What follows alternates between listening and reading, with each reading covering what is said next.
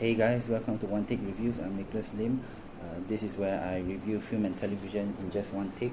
So I just saw the movie The Vanishing, released in 1988, and I have to say this movie is super interesting.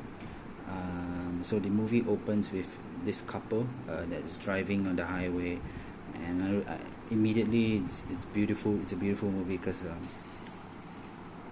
it starts off with the couple driving at night, and really the night driving scenes throughout this movie is just really well shot. They're really dripping with atmosphere, and they have this really creepy 80s vibe to it. The whole movie's music has this the kind of music that 80s movies play, like the weird saxophone thing. So we start off with how the vanishing actually happens, right? So the lady disappears on the petrol station. Her boyfriend tries to find her, and this is when the movie starts getting really interesting. So then we move towards the perspective of the person who actually made the vanishing happen, right? And this is really, I would say, for that time, for the 80s, to have most of the movie from the perspective of the killer was ahead of its time.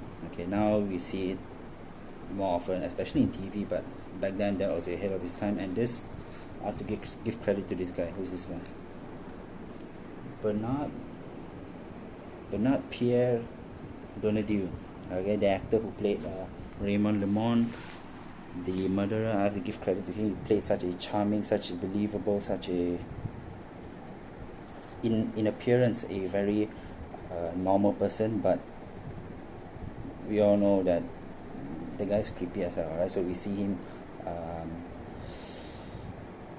we actually see him planning out how he's gonna kidnap a woman. We see him failing in his trials, and we see him trying again, which is super interesting. And he's doing it like it's like it's his hobby, So then we go back to like 3 years later. The boyfriend we see 3 years later how the boyfriend is. The boyfriend is still trying to look for his ex-girlfriend. He's found a new girlfriend, but he's still very much wrought in the guilt. Maybe he's really wrought in the guilt. Maybe of course he still has strong feelings for her. He always loved her, so he's like absolutely desperate to find her. And guess what? Later in the movie, the kidnapper just reveals himself to him.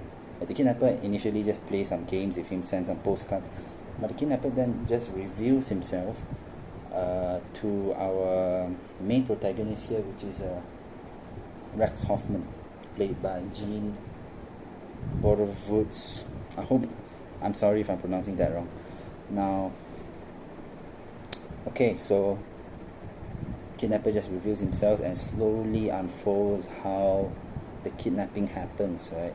And we also learn about, the kidnapping was, we were initially shown how he planned to do it with the trailer and stuff, but then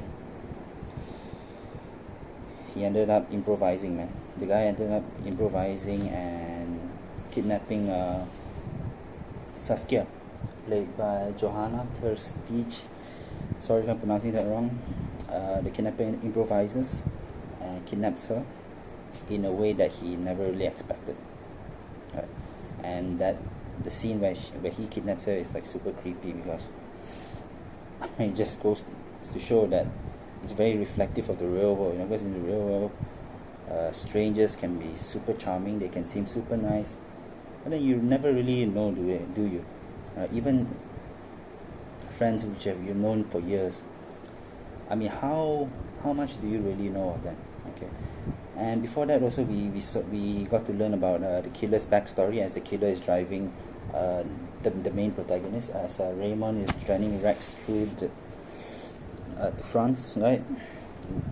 or in France, we learn about his backstory, about how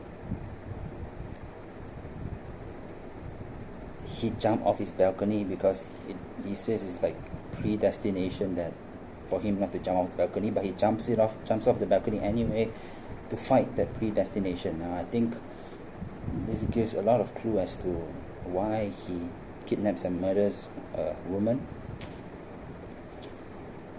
It's to give him this sense of power over life, really, over the destiny of life, I guess. Which is ironic because he says that kidnapping of Saskia was destiny, but he also jumped off the balcony to fight the predestination, and I have to think that you have to relate that to the murders he do. Like the murders he do is to fight against the predestination, and give him a good sense of control. And I guess even the way he plays games with the boyfriend of the victim, the way he saves the girl drowning, it gives him a sense of power, it gives him a sense of thrill. It is like a game to him. Okay. And at the end, he says to the main protagonist, Rex, he tells him to drink the coffee dissolved with a sleeping pill dissolved in the coffee, because to experience what Saskia, the victim, truly experienced. Now, of course, as a viewer, I'm thinking like, why the hell is he gonna drink it, right? But the murderer makes a case. This is the only way you're gonna get the answer, and other than that, you don't have any recourse. You don't have any evidence against me. I mean, I'm still thinking like, if it were me, I wouldn't. No in hell I would drink that coffee. Right? But anyway, after a lot of inner conflict, Rex just drinks it, and we get a great final payoff. A great final climactic scene where Rex is basically buried alive, and that was an angle that I didn't see coming. I love it when a horror film has such a great payoff like that. So yeah, and the bad guy wins. Right? So this is a super interesting horror movie, thriller. It's not your conventional one. We are reviewed to the kidnapper way early, right? We see things through the eyes of the murderer. It's really really unconventional for even to this day. I think it's a super interesting movie. It's quite. So initially you have the kidnapping that happens, then you have the perspective of the murderer, then you have the perspective of the boyfriend of the victim, right? Then both of them come together, and it's a great movie, just a great movie throughout. So yeah, The Vanishing, check it out. I'm going to give this movie 9 out of 10.